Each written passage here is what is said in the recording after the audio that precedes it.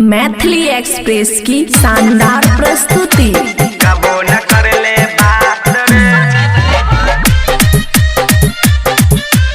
I love you बोली का गले बछौरी कबो न कर ले बात रे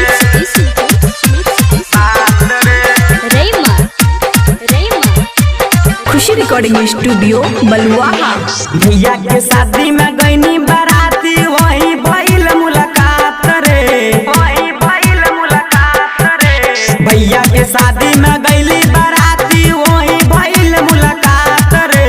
आई लव यू बोली का गईले बछौरी मिथिलेश रे देवानंद रे आई लव यू बोली का गईले बछौरी कबो न कर ले बात रे मूड बनाए के चल न करिए चुम्मा से शुरुआत रे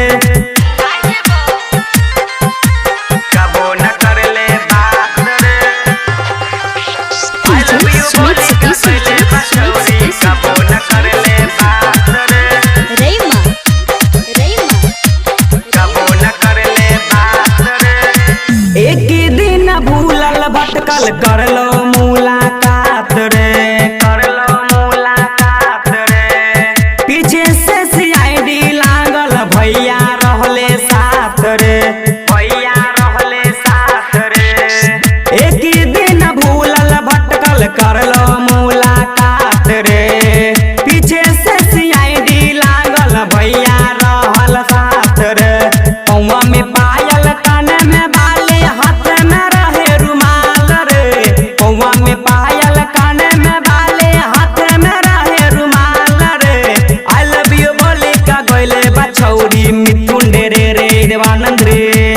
आई लव यू बोली का गईले बछौरी कबो न कर ले बात रे मूड बनाए के चल न करिए चुम्मा से शुरुआत रे